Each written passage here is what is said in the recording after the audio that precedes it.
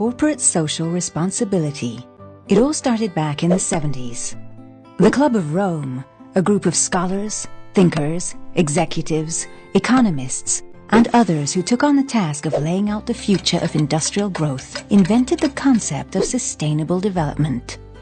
At a time when resources are becoming more scarce and the population is growing, the challenge now facing people, governments, and businesses, all of us in fact, is to find the most sustainable forms of growth possible. And today, the trend is unstoppable.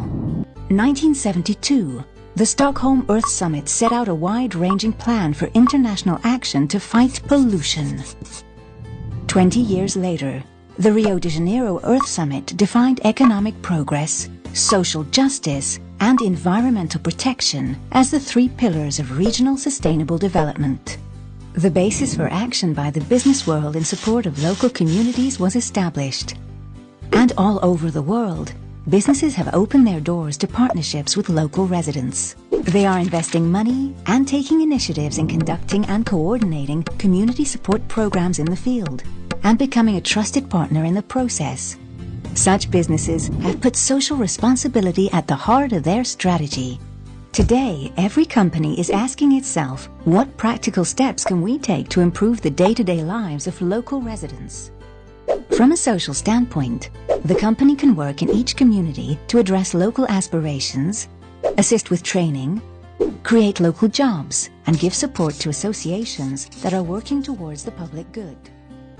Social responsibility is just an extension of your personal sense of responsibility on this front. Do you give 10 rupees to somebody who's little kid who's on the side of the road saying he hasn't had a meal? Or is it that you want to go further and try to help that kid find a life of his own? And I think the same holds true for corporations. A corporation in its DNA must have a sense of working for the community, or not just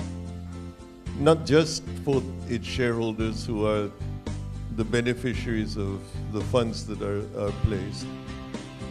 I think the greatest expression of your social responsibility or your giving is the fact that you're spending so much time and effort being a part of it, and not just being a remote giver.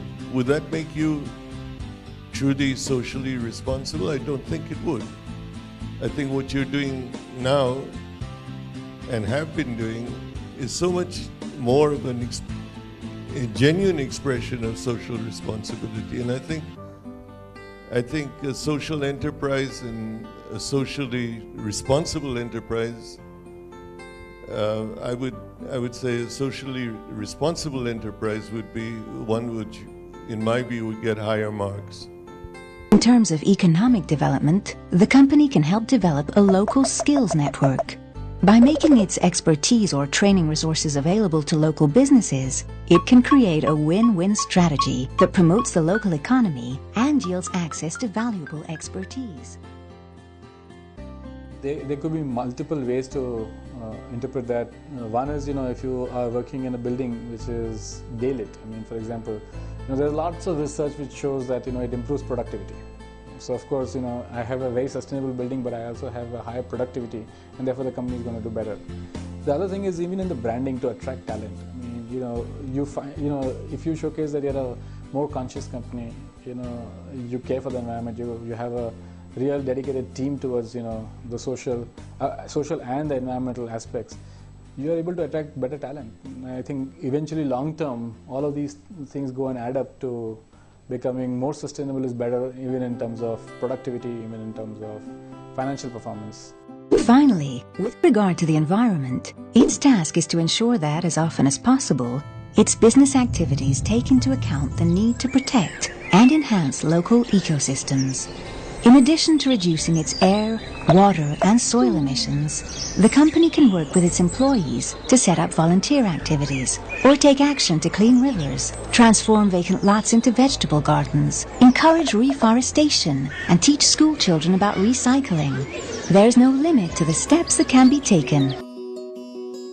Can a drink help build a sustainable tomorrow? It depends on your point of view. You see, we're in the business of making and selling drinks. We want to make drinks that people love, but we want to do so in a way that takes care of the world around us by saving natural resources, cutting down on waste and reducing greenhouse gases.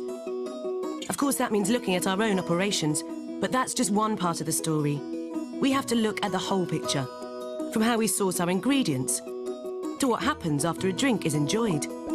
So, we work with our suppliers to encourage them to save energy. We pioneer new packaging made from recycled plastics or even plants.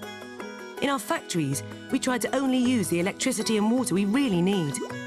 We transport our products in ways that keep down carbon emissions. And we cool our drinks in fridges specially designed to save energy. This is just a taste of what we're delivering for today. Tomorrow, we want to do even more.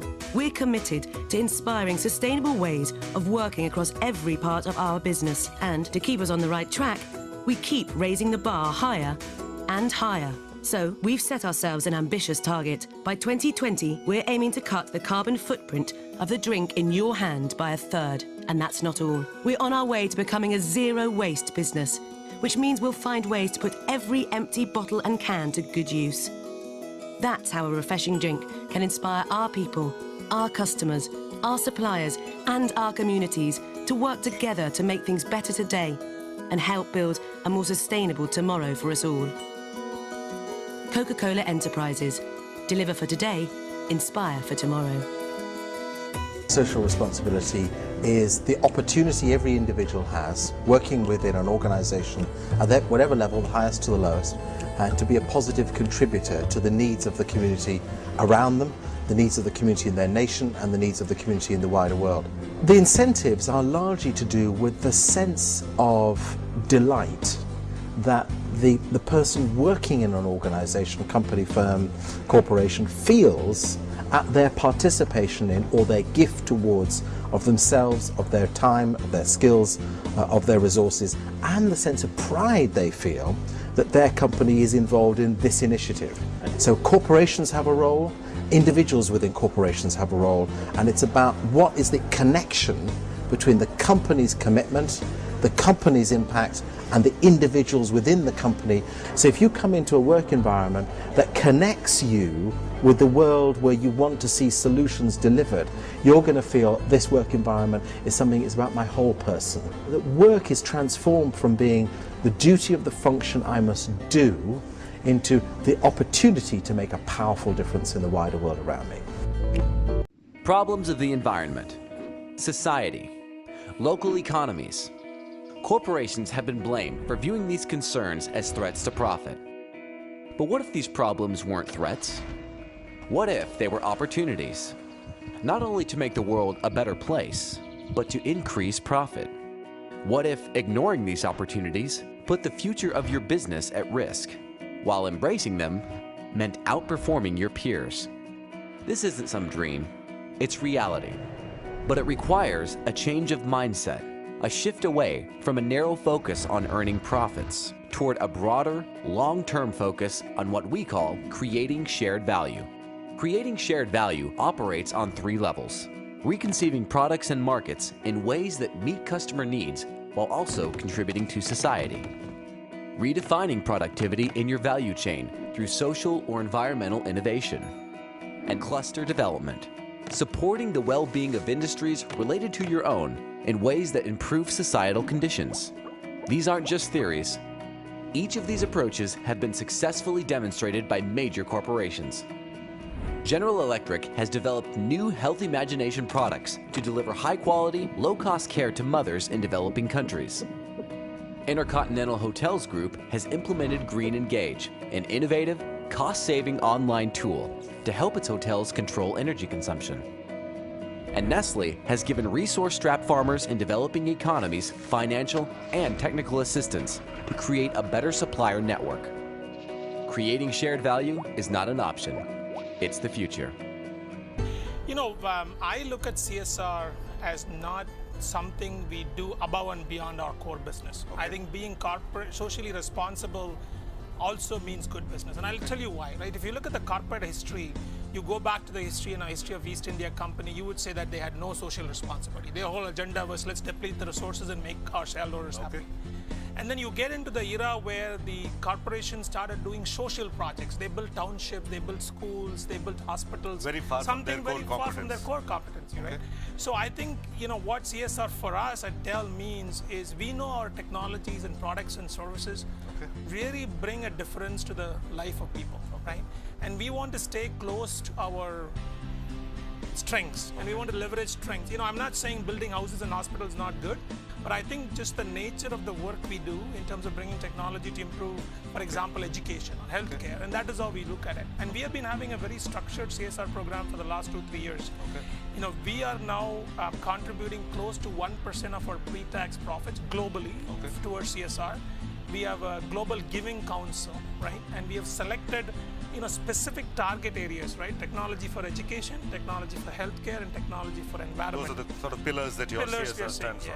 And so we have stayed closer. You know, in the last about 3 years, we have invested close to $10 million in CSR activities in India. Globally, we have invested, I would say, about $40 million, pre-tax profits, all public. You know, what is really interesting, the second part of the CSR is, if you make CSR close to your core strengths, you can drive your employee participation, right? Today, we measure 72% of our employees have contributed in one or more of CSR activities at Dell, right? Second, close to about 10% of our population now directly give their own money, apart from their time, to the charity which we have selected, predefined, right? So this concept of direct giving to charity on an ongoing basis, that's new to India, and we have brought it to India as well. So my view of CSR is being financially, ethically, socially, and environmentally, you know, responsible is good business, right? And staying closer to what you do as a core product and core strength and core service and make that extend to your CSR activity, that's the most effective way to do this. Anything beyond that is not going to be very effective. There's been a lot of talk. Once you start listing, you know, it puts peer pressures on others. So if Infosys, Wipro, ITC, all those kind of companies who are very conscious about, you know, what they do, once they start, you know, listing their green quotient, there will be a lot of others, investors will start putting pressures, all stakeholders of all kinds will start putting pressures, whether it's an NGO, whether it's employees, whether it's investors. And eventually, these things will start counting. I mean, I think over time, you know, we need to bring in another kind of accounting system. It has to be a green accounting system where you account for the carbon that you emit. I mean, today, it's really not, nobody's bothered, you know, whether it's coming from coal or it's coming from, we don't account for the environmental impacts in our performances. I think those green accounting standards will come in very soon.